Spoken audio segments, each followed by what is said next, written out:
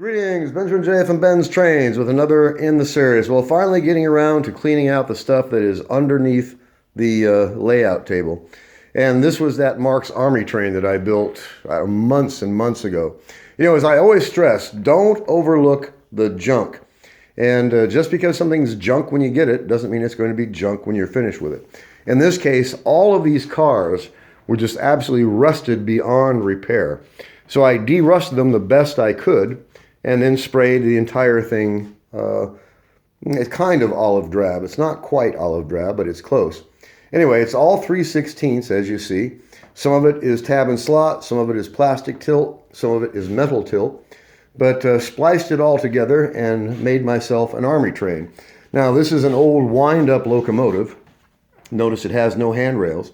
So an old wind-up Commodore Vanderbilt. And I filled in the slot in the top and the hole in the side with epoxy putty, and then sanded it good and smooth and sprayed it with the same paint. So it gave me an army train. And put a lens in it. As you see, it has a Marx 490 motor in it. It runs forward only. It's a full-size motor, but I did the bypass on the E unit. And the thing's been sitting under the layout table for, I don't know, 5 months, 6 months, maybe longer than that. Anyway, the thing runs just absolutely superbly. As you see, it doesn't look bad, made completely out of junk parts. Now, all these cars were really, really rusted, and they were beyond repair. So the best way to make use of them is to turn them into something else. In this case, I just sprayed them this Army color. I don't know what color you call it. It's not truly OD green, but it's close. And sprayed the wind-up locomotive shell to match, put an electric motor in it, and built myself an army train. And it doesn't look bad, I don't think. You know, considering the entire thing is made out of old, rusty cars that couldn't be used for anything else. They're all 3/16. Like I said, it's a combination of tab and slot, plastic tilt, and metal tilt. An old wind-up locomotive shell, but as you see, it actually runs quite well. It doesn't look bad. I was going to put the decals on it, but the decals will cost more than the entire set did, so not going to spend any money on it. But as you see, it looks nice, it runs nice, it looks like an army train. The tank is from Menards, sitting on an old flat car. Anyway, went out and got a can of spray paint to turn it into an army train, and here it is. Far from perfect, but you gotta admit, it looks like an army train, no doubt about that.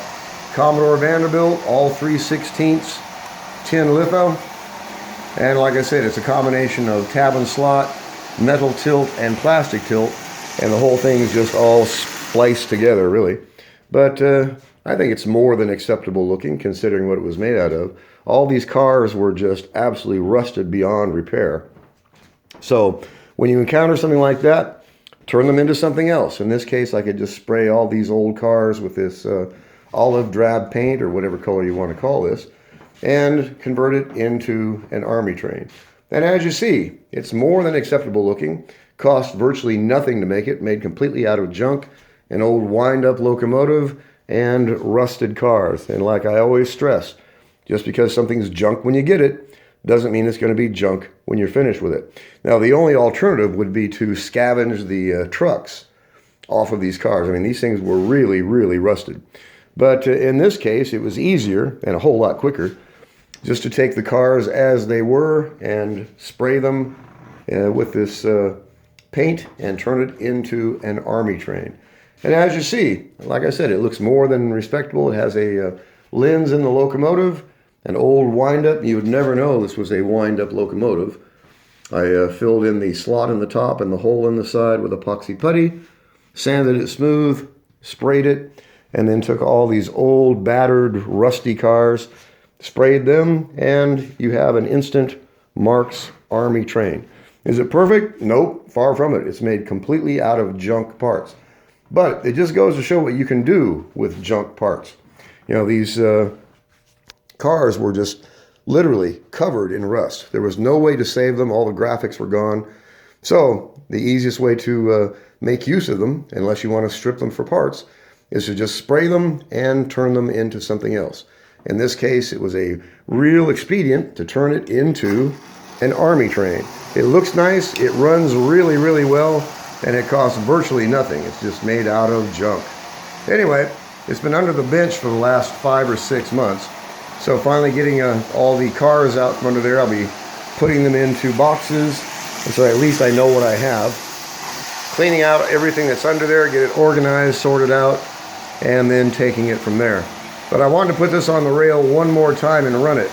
You know, as I always stress, don't overlook the junk, because that's what all this stuff was. It was literally junk cars, covered in rust, no way to do anything with them except strip them for parts. So in this case, I just sprayed them all green and built myself a Marx army train. And I think it looks more than respectable, considering what I made it out of. Anyway, I just want to do one quick video on this. It's going to go back into a box, and no idea what I'm going to do with it. Anyway, just want to do a quick follow-up video.